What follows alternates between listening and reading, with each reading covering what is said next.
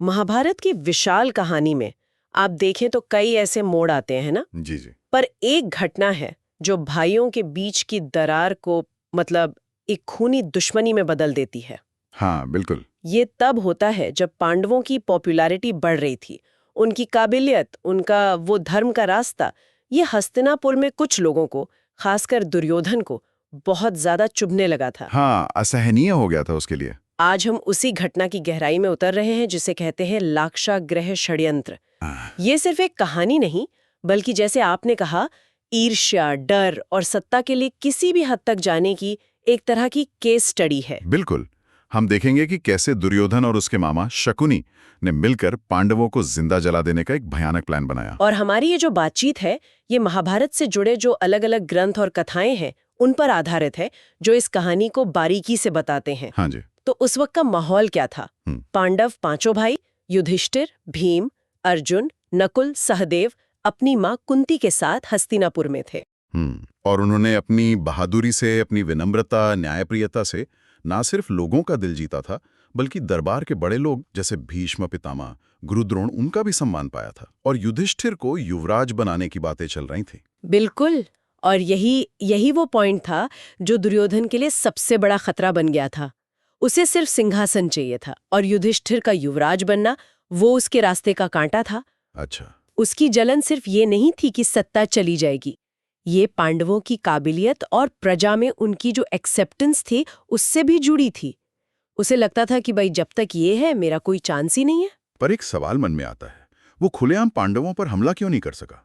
मतलब वो इतना पावरफुल था, राजा धृतराष्ट्र का बेटा था, चाहता तो सीधे रास्ते से हटा देता। देखिए, यहीं पर पॉलिटिक्स और पब्लिक ओपिनियन का खेल आता है। अगर वो सीधे लड़ाई मोल लेता तो प्रजा विद्रोह कर सकती थी। पांडव बहुत पॉपुलर थे। हाँ, ये तो था। और फिर भीष्म, विदुर, द्रोण जैसे जो बड़े और सम्मानित लोग थे, वो शायद इसका बहुत विरोध करते। इससे कौरवों की इमेज खराब होती और सिंहासन पर उनका दावा शायद और कमजोर हो जाता। तो जरूरत थी एक ऐसे प्लान की जो सीक्रेट हो, जिसमें पांडवों की मौत एक एक्सीडेंट लगे और किसी पर सीधा इल्जाम ना आए। और यही एंट्री होती है शकुनी मामा की, अपनी शातिर बुद्धि के साथ। हाँ, शकुनी की भूमिका यहाँ सिर्फ सलाहकार की नहीं, वो एक स्ट्रैटेजिस्ट है।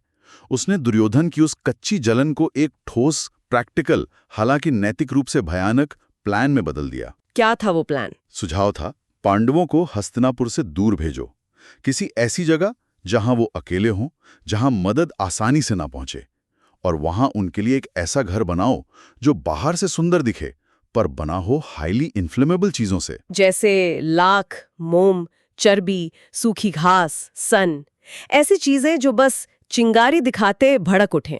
बिल्कुल। प्लान था कि वाराणवत शहर में, जो हस्तिनापुर से काफी दूर था, एक ग्रैंड पैलेस बनाया जाए। बाहर से लगे कि शाही गेस्ट हाउस है, पर दीवारें, छतें, सब कुछ ऐसी चीजों से सनी हो जो तेजी से जलें। सोचिए कितना भयानक आइडिया था। एक ऐसा घर जिसका एकमात्र मकसद हो उसमें रहने वालों को जलाकर मार देना। रोंगटे खड़े हो जाते हैं सोचकर भी। और इस प्लान को एग्जीक्यूट करने के लिए राजा धृतराष्ट्र की सहमति तो जरूरी थी। क्या उन्होंने आसानी से मान लिया? धृतराष्ट्र का कैरेक्टर यहाँ बड़ा कॉम्प्लेक्स दिखता है। शायद वो जानते थे कि ये गलत है, अन्याय है, लेकिन पुत्रमोह में वो इतने अंधे थे कि दुर्योधन की जिद के आगे, कह सकते हैं, झुक गए। शायद उन्हें यह भी लगा हो कि चलो अगर पांडव रास्ते से हट जाते हैं तो मेरे बेटे का फ्यूचर सिक्योर हो जाएगा। उन्होंने ना सिर्फ सहमति दी, बल्कि पांडवों को वाराणवत भेजने का ऑर्डर भी दिया। और इस काम को करने के लिए चुना गया पुरोचन नाम के एक मंत्री को। पुरोचन, ये नाम तो इस साजिश का दूसरा नाम बन गया है। उसका क्या रोल था इसमें? पुरोचन दुर्योधन का भरोसेमंद आदमी था और उसे ही लाक्षागृह बनाने और पांडवों को उसमें ठहराने की जिम्मेदारी मिली थी। वो एक स्किल्ड आर्किटेक्ट भी था और बेहद चालाक भी। अच्छा। उसने बड़ी तेजी से वाराणवत में ये मौत का महल तैयार करवाया। और जब पांडव वहां पहुंचे तो उसने ऐसा स्वागत किया, इतनी गर्मजोशी दिखाई, उनकी सेवा में कोई कमी नहीं रखी, ताकि उन्हें उस पर बिल्कुल शक ना हो। मतलब पूरा नाटक? हाँ, वो उनका भरोसा जीतने का नाटक कर रहा था, जबकि असल में वो उनकी मौत का इंतजार कर रहा था। तो पांडवों को वाराणवत भेजा कैसे गया? क्या उन्हें कोई शक नहीं हुआ इस सब पर? उन्हें एक बहाने से भेजा गया। धृतराष्ट्र ने युधिष्ठिर को बुलाया और कहा कि भाई, वाराणवत में शिव जी का एक बड़ा मेला लगने वाला है और प्रजा चाहती है कि रॉयल फैमिली से कोई वहां जाए। ओके। उन्होंने कहा कि पांडवों को कुछ समय के लिए वहां जाकर रहना चाहिए, इससे उनका मन भी बहलेगा और प्रजा भी खुश होगी। पांडवों ने राजा की आज्ञा मानकर वारणावत जाने की तैयारी कर ली। उन्हें शायद ये अंदाजा नहीं था कि वन वे टिकट हो सकता है। लेकिन हस्तिनापुर में एक व्यक्ति था जिसे इस पूरे प्लान की भनक लग गई थी, विदुर। हाँ, विदुर, धर्म और नीति के ज्ञाता। उन्हें दुर्योधन और शुकनी के इरादों पर हमेशा शक रहता था। जब पांडवों को वारणावत भेजने का फैसला हुआ और जिस तरह पुरोचन को एक्टिव किया गया, विदुर समझ गए कि कुछ बहुत गड़बड़ है। उन्हें पता चल गया कि महल सेफ नहीं है। हाँ, वो जान गए थे, लेकिन वो सीधे सीधे कुछ कह नहीं सकते थे। चारों तरफ दुर्योधन के जासूस हो सकते थे।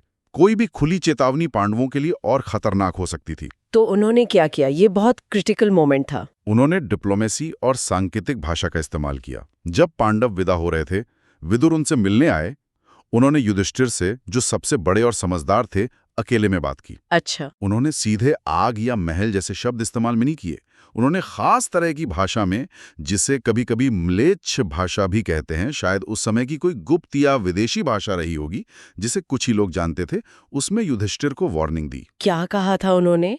क्या थे वो सीक्रेट कोड्स? उन्होंने कहा, शत्रु के बनाए हथियार को पहचानने वाला उससे बच सकता है।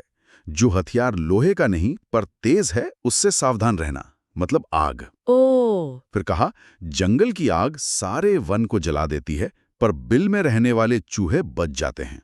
यानी बचने का रास्ता जमीन के नीचे है। बिल्कुल, सुरंग। उन्होंने ये भी कहा, अंधा रास्ता नहीं देख सकता और जिसे दिशा का ज्ञान नहीं, वो मंजिल तक नहीं पहुंचता।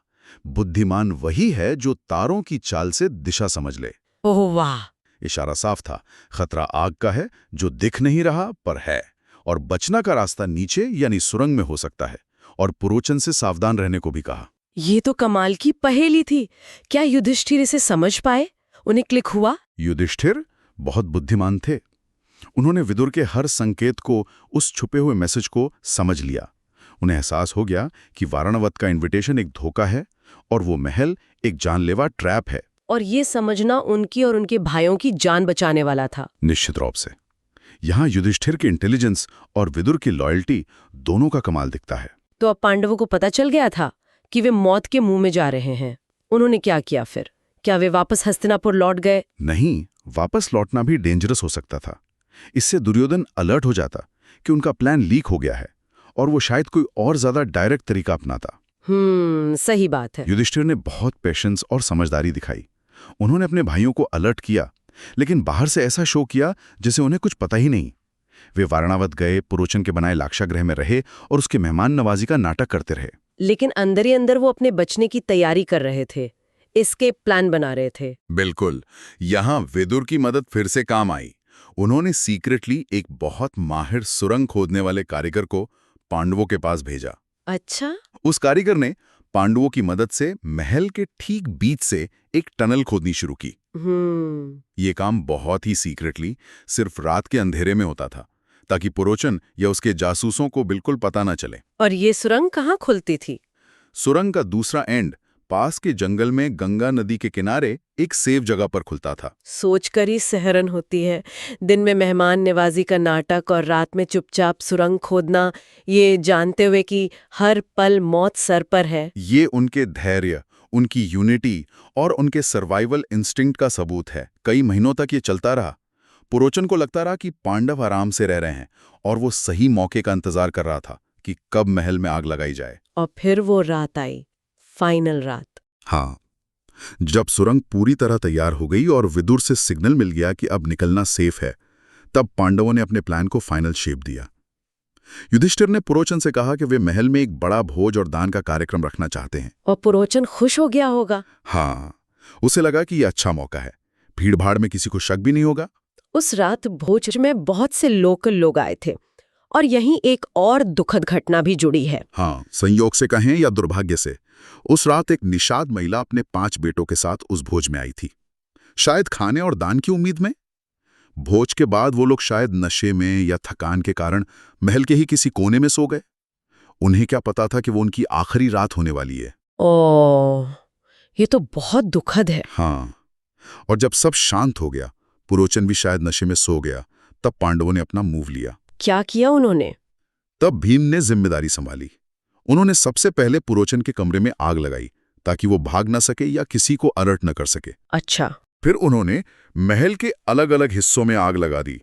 क्योंकि महल बना ही ऐसी चीजों से था, आग ने पलक झपकते ही भयानक रूप ले लिया। पूरा लाक्षागृह धूं धूं कर चलने लगा। और पांडव, वो कैसे निकले?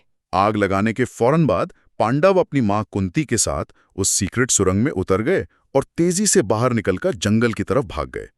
उन्हें पता था कि जल्द से जल्द वहां से दूर निकलना है। और महल में पीछे कौन रह गया, कौन जल गया? पुरोचन, जो अपने ही बनाए जाल का शिकार हो गया, और वो बेचारी निषाद महिला और उसके 5 बेटे जो अनजाने में इस साजिश का दुखद हिस्सा बन गए और मारे गए। और उन्हीं की जली हुई लाशों से दुनिया को लगा कि पांडव मर गए। बिल्कुल, उन्हीं 6 लाशों, 5 बेटे और मां ने ये भ्रम पैदा किया।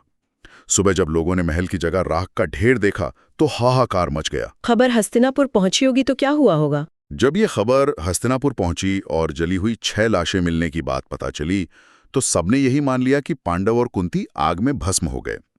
हस्तिनापुर में शोक की लहर दौड़ गई। प्रजा फूट फूट कर रोई। भीष्म, द्रोण, विदुर सब दुखी थे। हालांकि विदुर मन ही मन जानते थे कि पांडव बच निकले हैं। और कौरवों का क्या रिएक्शन था? दुर्योधन, शकुनी, धृतराष्ट्र? कौरवों ने, खासकर दुर्योधन, शकुनी और धृतराष्ट्र ने पब्लिक में बहुत गहरा शोक दिखाया। आंसू बहाए, अंतिम संस्कार की रस्में भी निभाई। लेकिन अंदर ही अंदर वे जश्न मना रहे थे। उन्हें लगा काम हो गया। हाँ, उन्हें लगा कि उनका सबसे बड़ा कांटा हमेशा के लिए निकल गया। उनकी राह अब साफ थी। ये उनकी जीत थी, भले ही वो धोखे से मिली हो। लेकिन ये उनकी सबसे बड़ी भूल थी। पांडव जिंदा थे और अब एक नई मुश्किल यात्रा पर निकल पड़े थे। बिल्कुल, वे सुरंग से निकलकर गंगा पार करके जंगल में चले गए। अब उन्हें अपनी पहचान छिपानी थी। उन्होंने ब्राह्मणों का वेश बना लिया। कई महीनों तक वे जंगलों, गांवों, नगरों में भेष बदलकर भटकते रहे। बहुत कष्ट सहे, पर हिम्मत नहीं हारी। वे सही समय का इंतजार कर रहे थे। और यही यात्रा उन्हें आखिर में पांचाल देश ले गई, जहां द्रौपदी का स्वयंवर हो रहा था। और वहीं अर्जुन ने मछली की आंख भेदी और दुनिया को पता चला कि पांडव जीवित हैं। लाक्षागृह की राख से वे फीनिक्स पक्षी की तरह पैर उठ खड़े हुए। क्या खूब कहा। इस पूरी घटना का महत्व क्या है? ये सिर्फ एक एडवेंचर स्टोरी नहीं है। ये कौरवों का पांडवों को खत्म करने का पहला ऑर्गेनाइज्ड और जानलेवा प्रयास था। हाँ, इसने दुश्मनी को एक नए लेवल पर पहुंचा दिया। बिल्कुल, जहां से वापसी मुश्किल थी। ये शकुनी की घातक स्ट्रैटेजी और दुर्योधन की हद से ज्यादा ईर्ष्या का सबूत है। साथ ही ये विदुर की धर्मनिष्ठा, उनकी बुद्धिमत्ता और उनके साहस को भी दिखाता है। उनकी एक वार्निंग ने हिस्ट्री का रुख बदल दिया। सही बात। और ये पांडवों के कैरेक्टर का भी टेस्ट था। उनका धैर्य, उनकी यूनिटी, मुश्किल हालात में भी सरवाइव करने की उनकी क्षमता। हाँ, और इसके जो तात्कालिक परिणाम हुए वो भी बहुत महत्वपूर्ण थे। बिल्कुल, इसी घटना के कारण पांडवों को अज्ञातवास में जाना पड़ा, जिसने उन्हें अंदर से और मजबूत बनाया। इसी अज्ञातवास के अंत में द्रौपदी से उनका विवाह हुआ, जिससे उन्हें पांचाल जैसा पावरफुल दोस्त मिला। और जब वे वापस हस्तिनापुर अपना अधिकार मांगने आए तो कौरवों के पास उन्हें इग्नोर करने का कोई बहाना नहीं बचा।